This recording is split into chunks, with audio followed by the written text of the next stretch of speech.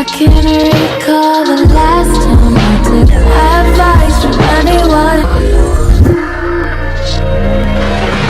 Alright, so welcome back. So I'm going to be the moderator for NBA stuff because Black Mad Ass want to come and talk about NBA things today. So it's wonderful. We accept him and appreciate him. Hi, Sohan. Hello. So I'll be slightly Jordan-esque and I'll say, hey, Loyola's made it to the Final Four. So, Sohan, how do you think they'll make it to the next game? To be honest with you, it's a huge possibility. Michigan doesn't look that great. You know, like Michigan doesn't look like, Michigan looks very beatable. Yeah. And like not only that, but Loyola plays exactly like the Spurs. Exactly like the Spurs. And they play so like they say the guard player of the Spurs is the guard player of Loyola is crazy. Like they're fast as shit.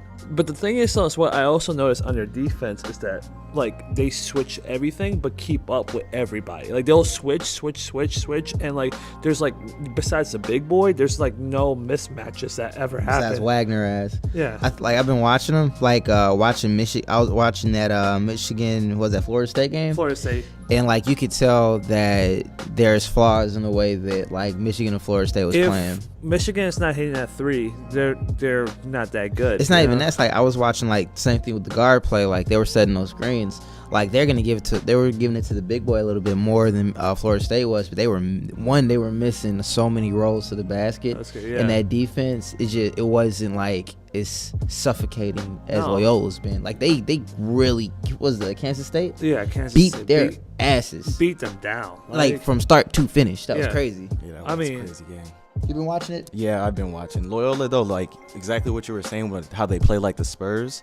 But that's what you need in NCAA because you don't have those type of superstars like in the NBA where they can just dominate the whole time. They're not really ready for that. But when you have a team that plays together so well like Loyola, they can go deep into the Sweet 16 or the Final Four, and it's amazing to see. I love seeing this. I don't know the age of these guys, but I would have to assume they're juniors to seniors. Yeah, you know what I'm saying? Like I don't think it's a lot of young guys. Which goes back to saying that the one and done has killed college basketball. Yeah, but they're talking about the 2 or none rule. So you're either in for 2 years or you're in, or you don't have to go to I school. think that would kill off the NCAA a little bit more because then kids are just going to opt to go to Europe or to the G League now. I think yeah.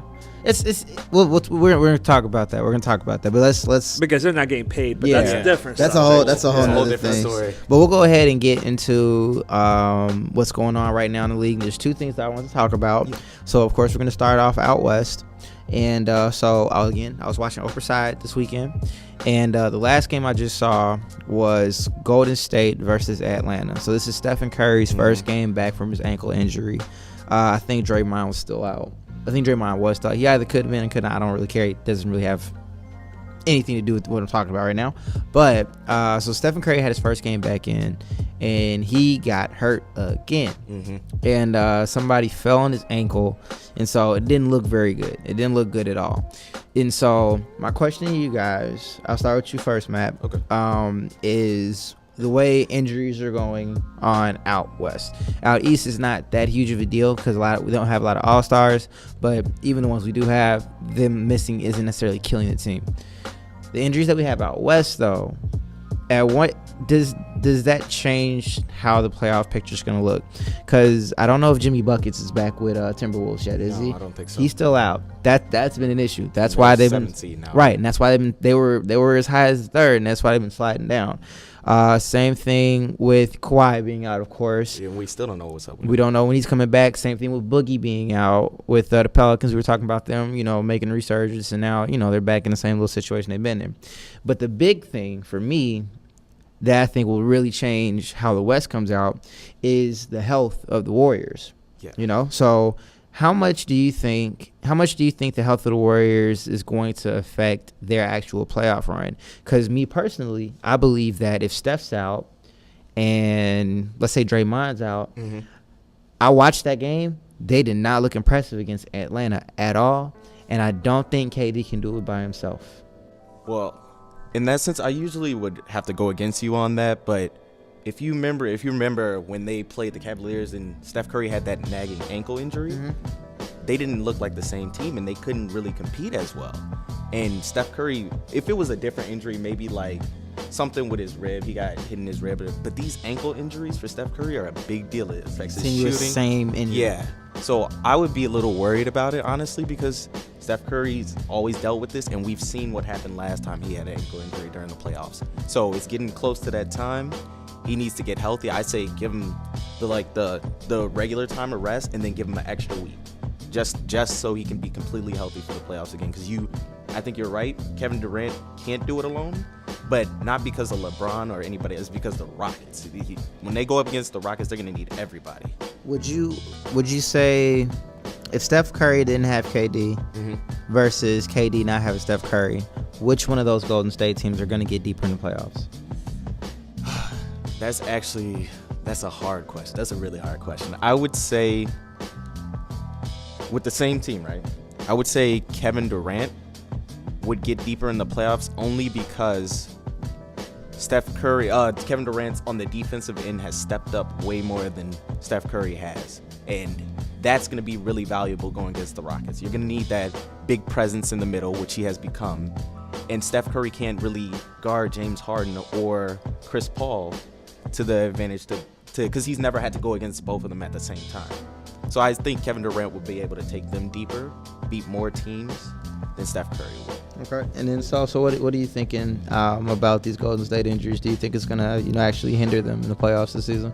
We'll see. I mean, I don't think KD could do it by himself. I don't think Steph could do it by himself. But, I mean, they need the whole collective crew to be, with it. They don't have as strong of a bench as they used to in the past. I mean, they have Nick Young coming off the bench. They have, but it's not the same as it was a few years prior. It seems like early in the season, we were just like, oh, okay, they're adding on a couple of guys. But now as we actually look at that team and look at their rotation is really not that strong right now. No, it's not that strong. They're big man is terrible, they get a lot of. They've been giving Bell a lot of minutes that they got from the Bulls. I'm like, man, I would feel like. Then Zaza doesn't look.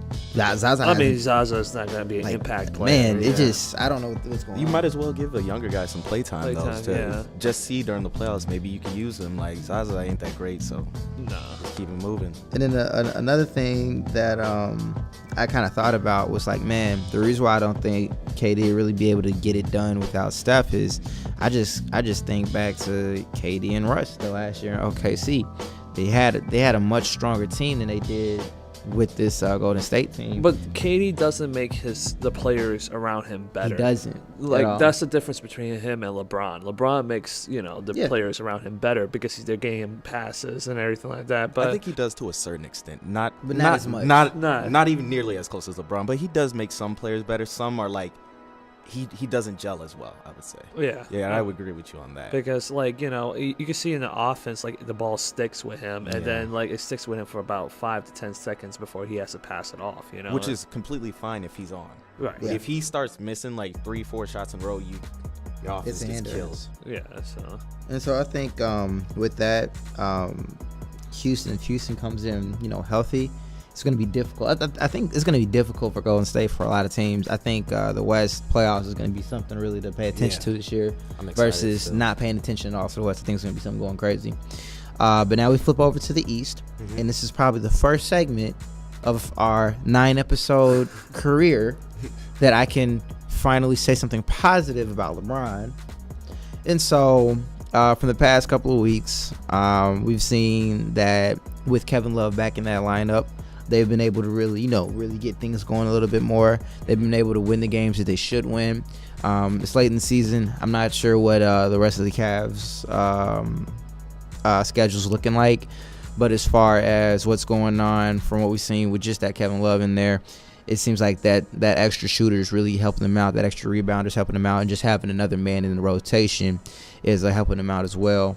We just saw LeBron against the Raptors drop that game with 17 assists, no turnovers. Yeah, pulled that one off. They just knocked off the Suns, so that one was pretty good too. So I mean, they're gelling a little bit more together. I'll give you guys what I think about it. But so, what do you think? How do you think LeBron's going? How he's doing, and how do you think the West is, or how do you think the East is going to go? I think he's just going into playoff mode. I mean, like, he's just really stepping it up. He knows the playoffs are around the corner, so he can't, play around anymore. And plus, I think the teammates are starting to get more focused and engaged within the end of the season. I think that, like, Cleveland was going through a little null in the middle of the season and whatnot, like they usually do. But since it's playoff time, they'll step it up, definitely. Yeah, and with that, like, if you know LeBron is an emotional player. Yep. We all know that. So with these new players they've never been through the playoffs like deep. They know they're going to go deep in the playoffs. They know they're going to have a chance to win a championship. So they're playing with their hearts, unlike some of the other players who already been there and they're like, well, this is another grind. They don't have that type of energy, and LeBron feeds off of other people's energy too. He's an emotional player, so this is why they're doing better right now, I would say. If they would have kept the old Cavs team, they probably would have been way worse shape. Been like 6th, 7th seed. Right? Yeah. But I don't even know how they would end up. I think another good thing that kind of helped with that, I wouldn't say a good thing, but something that does kind of affect that is Tyronn Lue. Taking stepping away from the from that head coach position, which is still unfortunate, but way he's going on. Yeah, I don't know if it's his fault, but yeah, it just the little change you need some. It just, to me personally, it seems like, and again I'll say it, like, I think to deal with LeBron James, you have to be more of a pacifist. As far as you have to do things his way to be successful at his rate of success.